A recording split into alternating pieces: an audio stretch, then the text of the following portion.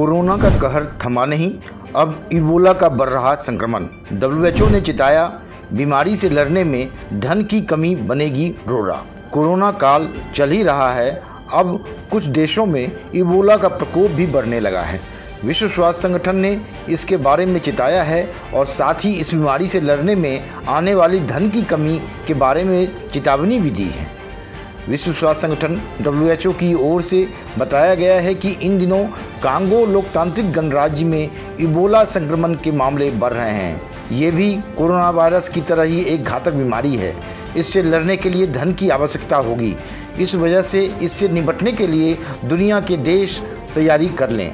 WHO ने कहा कि कांगो में ऐसे 56 मामले दर्ज किए गए हैं, जो कि 2018 में प्रांत के अंतिम प्रकोप में दर्ज मामलों की कुल संख्या से अधिक है। अफ्रीका के लिए WHO के क्षेत्रीय निदेशक डॉक्टर मात्स्यदिसो मोइती के अनुसार कोरोना वायरस महामारी को रोकने के प्रयासों ने इबोला के प्रकोप की प्रतिक्रिया को जटिल कर दिया है।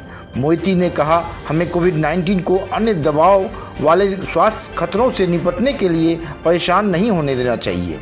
वर्तमान इबोला का प्रकोप हेडविंड्स में चल रहा है, क्योंकि घने वर्षा वन में दूर दराज के क्षेत्रों में मामले बिखरे हुए हैं।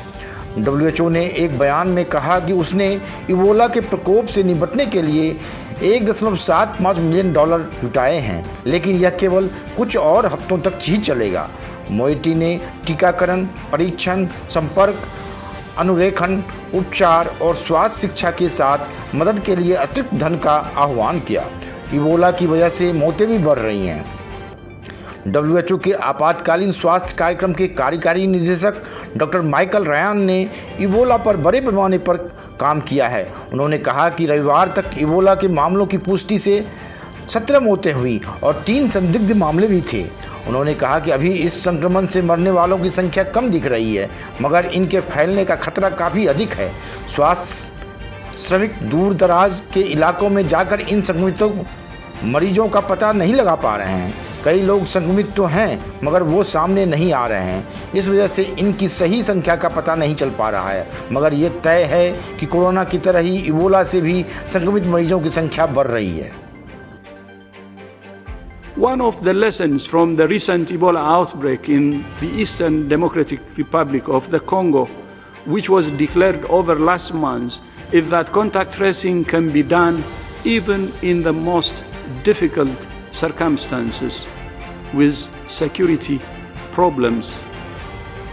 When Ebola was discovered in the city of Butembo last year, experts wondered whether it would be possible to bring the outbreak under control.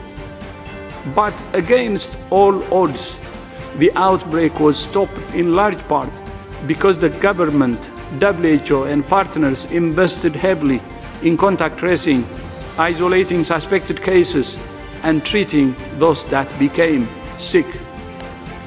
Over and over again, trained contact tracers working closely with local leaders and communities tracked the virus, sometimes over hundreds of miles in very difficult terrain.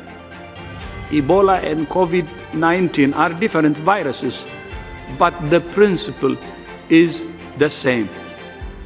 No matter how bad the situation, there is always hope. With strong leadership, community engagement, and a comprehensive strategy to suppress transmission and save lives, COVID-19 can be stopped.